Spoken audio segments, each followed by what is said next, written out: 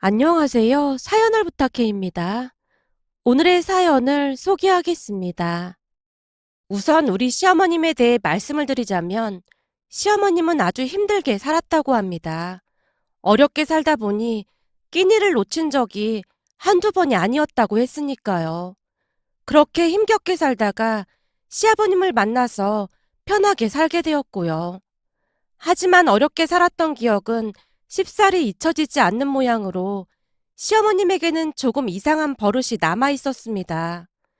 가족들이 가장 불편하게 생각하는 것 중 하나가 짠순이도 그런 짠순이가 없다는 겁니다.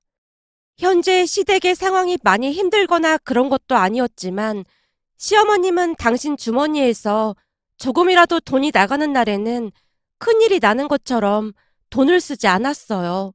문제는 다른 사람의 돈은 그다지 개의치 않는 모습으로 만약 누군가 식사를 대접하겠다고 하면 그곳에 가서 본전을 뽑겠다는 듯이 식사를 하곤 했어요. 예를 들어 뷔페를 가게 되면 다 먹지도 못할 정도의 엄청난 양을 가지고 와서는 민망할 정도로 남기기도 했으니까요. 남겨진 음식들을 보며 시아버님이 잔뜩 인상을 찌푸리기도 했어요. 내가 먹을 만큼만 가지고 오라고 했지. 다 먹지도 못할 거를 왜 이렇게 가지고 와서 남기냔 말이야. 뷔페인데 뭐가 어떻다고 그래. 시어머님이 대수롭지 않다는 듯이 대답을 했고 그런 시어머님으로 인해 식사 시간은 항상 즐겁지가 않았어요. 어느 날은 시아버님 생신을 맞이해서 우리 부부가 식사 대접을 해드린 적이 있었는데요.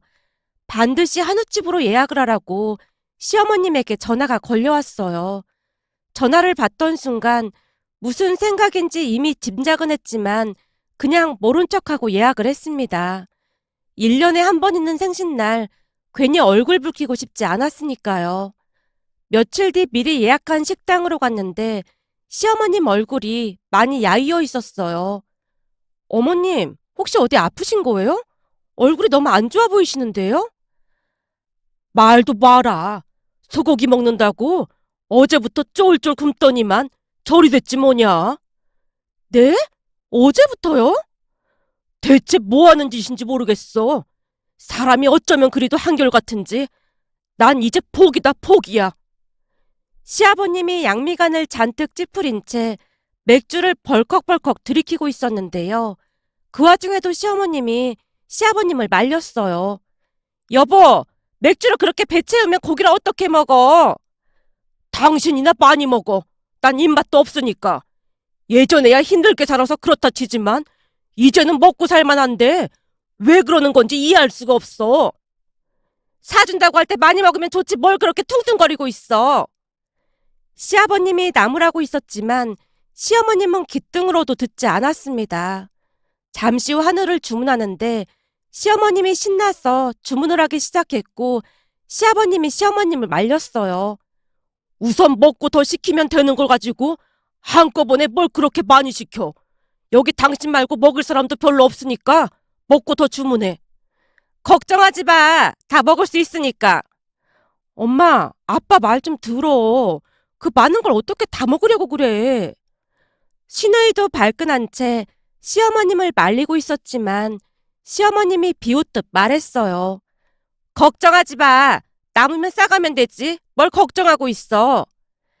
시어머님이 여유만만한 표정으로 대답을 했고 시아버님과 시누이가 고개를 절레절레 흔들며 입을 닫는 모습이었어요. 그날 시어머님은 한우를 굽기 무섭게 입에 밀어넣느라 바빠 보였고 그 모습에 가족들은 다들 입맛을 잃은 채 젓가락을 내려놓았습니다. 식사를 끝낸 뒤 남편이 계산을 했는데요. 음식값이 꽤 많이 나온 건 물론이고 시어머님은 남은 고기를 포장까지 해서 집으로 가져갔습니다. 차나 마실까 하고 시댁으로 가서 시누이와 차를 준비하고 있던 중에 시어머님이 가방에서 뭔가를 주섬주섬 꺼내는 모습이었어요. 엄마, 이게 뭐야? 설마 이거 가지고 온 거야? 아니, 내가 오늘 써보니까 이 수저가 참 편하더라고. 엄마 진짜 왜 이러는 거야? 이건 엄연한 절도라니까? 수저 몇 개 가진 걸 가지고 뭔 절도야? 한우가 얼마인데 이 정도도 못 가지고 와? 엄마야말로 진짜 왜 이러는 거야? 내가 이런 짓 하지 말라고 몇 번이나 말했지. 오늘 우리가 팔아준 한우 가격이 얼마인데 그런 소리를 해. 이거 몇 개 가지고 왔어도 그 가게는 오늘 우리 때문에 논한 거나 마찬가지야. 진짜 엄마 때문에 창피해서 살 수가 없어. 라며 신우이가 시어머님이 들고 있던 수저를 빼앗다시피 해서는 깨끗이 씻고 있었어요. 너도 마음에 들면서 괜히 그런 거구만. 마음에 들긴 뭐가 마음에 들어. 씻어서 그 가게에 갖다 주려고 하는 거지. 뭐? 이걸 왜 갖다 줘? 내가 힘들게 갖고 나온 건데. 엄마, 진짜 그러지 좀 마. 새언니 보기 창피해 죽겠단 말이야. 신우이가 버럭한 채 수저를 들고 밖으로 나가고 있었어요. 그리고 소란스러운 소리에 시아버님이 거실로 나왔는데요. 또 뭔 일인데 그래? 소영이는 어디 가는 거야? 어? 아무것도 아니야. 그냥 잠깐 뭐 좀 사러 다녀오겠대. 시어머님이 둘러대느라 쩔쩔매고 있었습니다. 잠시 후 신우이가 돌아왔지만 여전히 화가 난 상태로 방에서 꿈쩍도 하지 않았어요. 결국 제가 신우이 방문을 노크하고 들어갔습니다. 아가씨, 괜찮아요? 언니, 못난 모습 보여서 죄송해요. 아니에요. 전 아가씨 심정 이해할 것 같아요. 진짜 엄마 때문에 너무 창피해서 살 수가 없어요. 라며 신우이가 짜증스레 말을 하다가는 기가 막힌 이야기를 하기 시작했습니다. 신우이 말에 의하면 그동안 시어머님이 습관처럼 남의 물건을 가져왔다고 했어요. 목욕탕에서 수건이나 비누를 그냥 가지고 오는 건 아무것도 아니었고 몇 년 전에는 아버님 친구분들과 부부 동반으로 해외여행을 다녀온 적이 있다는데요. 비행기에 있던 담요까지 챙겨서 왔더랍니다. 그 모습을 보고 가족들이 경악을 금치 못했고요.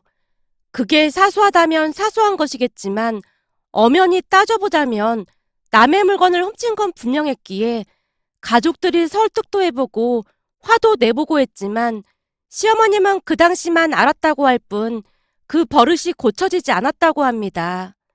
한동안 쉬지 않고 말을 하던 신우이가 긴 한숨을 내쉰 채 다시 입을 열었어요.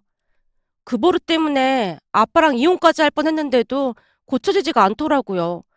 언니네 집도 엄마가 다녀간 뒤 뭐가 없어지고 그런 적 없었어요? 분명히 있었을 텐데. 몇 가지 있었는데 그냥 별거 아니어서 모른 척 했어요. 진짜 엄마 때문에 창피해서 살 수가 없어요. 오죽했으면 제가 정신과 상담까지 받자고 했겠어요. 그동안 아가씨도 마음고생 심했겠네요. 언니도 알다시피 우리 집이 못 살거나 그래서 그런 거라면 이해라도 할 텐데 먹고 살 만큼 사는데 그러니까 도무지 이해가 안 된다니까요. 엄마가 가지고 온 것들을 다시 갖다 주는 것도 이제는 지긋지긋해요. 그래서 따로 나가 살 생각까지 하고 있어요. 옆에서 보고 있는 것만으로도 너무 스트레스 받아요. 라며 신우이가 눈물까지 훔치고 있었습니다.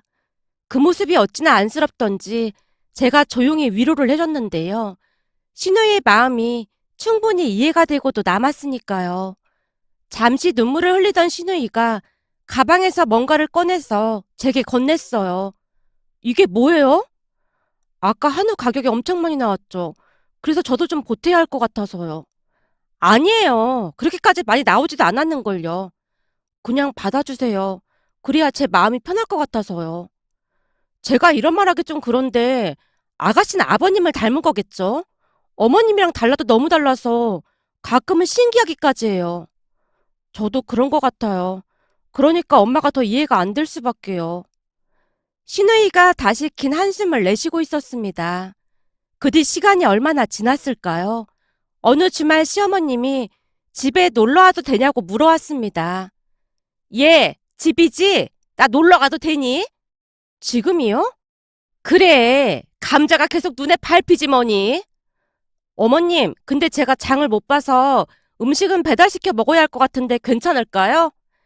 음식이야 뭘 먹든지 상관없지 뭐. 그럼 나 지금 거기로 가마. 제가 결혼할 때 데리고 온 강아지 이름이 감자였는데요. 감자가 애교도 많고 재주도 많이 부리다 보니 가끔 감자를 보러 집에 놀러 와서는 감자와 한동안 놀다 가시곤 했어요. 그날도 감자가 보고 싶다며 저녁 때까지 감자와 시간을 보내다 집으로 돌아가셨는데요. 그 뒤 기가 막힌 일이 일어날 줄 누가 알았겠습니까?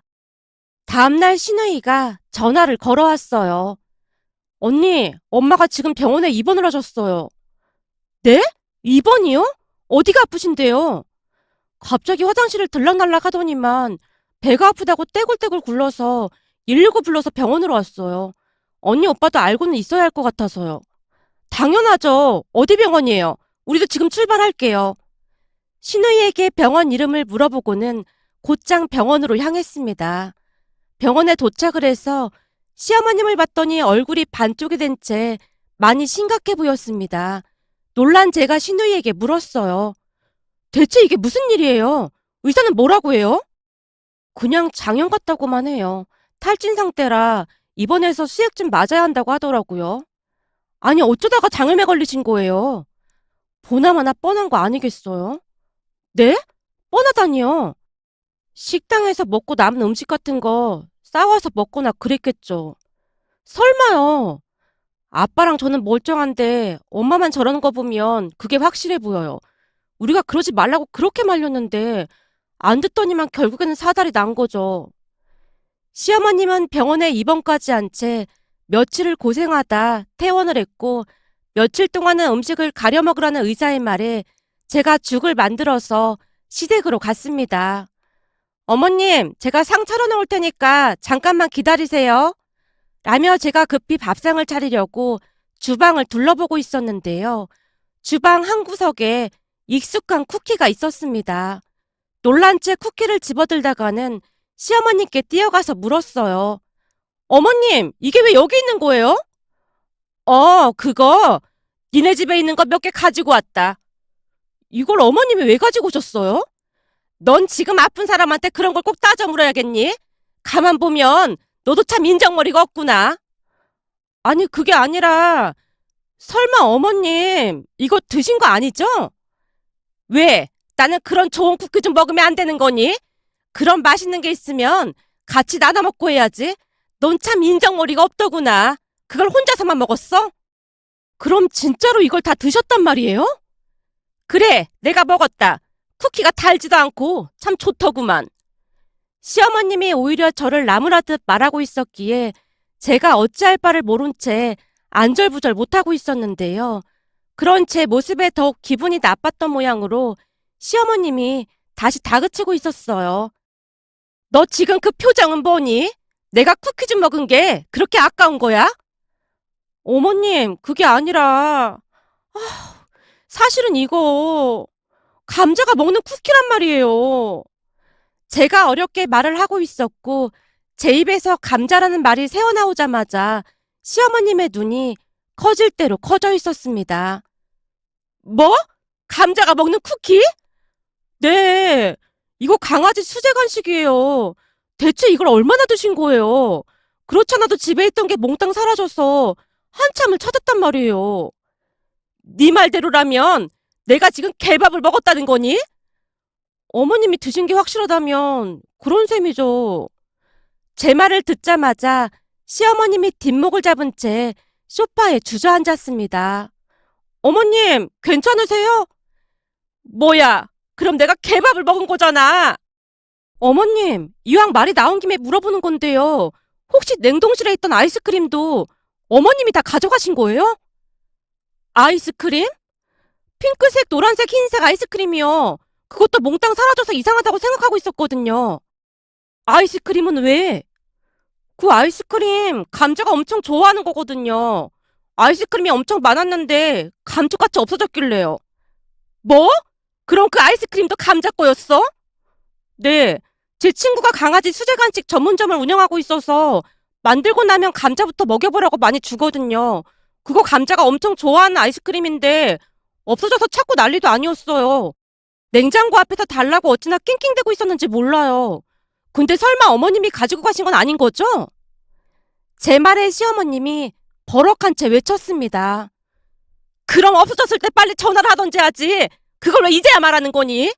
너 혹시 일부러 그런 거 아니니? 어머님, 큰 봉투에 제가 감자라고 써놔서 설마 어머님이 가지고 가셨을 거라고는 상상도 못하고 있었죠. 거기다 그이가 그이 친구네 강아지한테 가끔 가져다 주기도 해서 저는 어머님께서 가져갔다고는 전혀 상상도 못하고 있었어요. 그럼 설마 어머님께서 가지고 가신 거예요? 그걸 다 드신 거예요? 그게 10개도 넘었는데 다 드신 건 아닌 거죠? 제 말에 시어머님이 미처 대답을 하지 못한 채 고개를 숙이는 모습이었어요. 제가 급히 냉동실 문을 열어 제끼고는 확인을 해봤는데요. 냉동실에 아이스크림이 하나도 없었습니다. 어머님, 그걸 진짜로 다 드신 거예요? 너무나 놀란 나머지 제 목소리가 높아져 있었습니다. 아니, 그 뭐냐? 하나 먹어보니까 달지도 않고 아주 맛이 기가 막히더라고. 그래서 올 때 챙겨와서 야금야금 빼먹다 보니까 어느 순간 다 먹었지 뭐니. 네? 그 많은 걸 다 드셨다고요? 그 차가운 걸 한꺼번에 그렇게 많이 드셨으니까 장염에 걸리신 거네요. 그것도 강아지 아이스크림을요. 강아지 간식인 줄 알았으면 내가 안 먹었지. 내가 미친다, 미쳐. 시어머님이 혼비백산한 채 외치고 있었고, 우리 대화를 듣고 있던 시아버님이 기가 막히다는 듯이 입을 열었어요. 뭐야, 이제는 하다 하다가 개밥까지 훔쳐먹은 거야? 어쩐지 뻔질나게 냉동실 문을 열었다 닫았다 하더니만 강아지 아이스크림을 먹느라 그랬구만.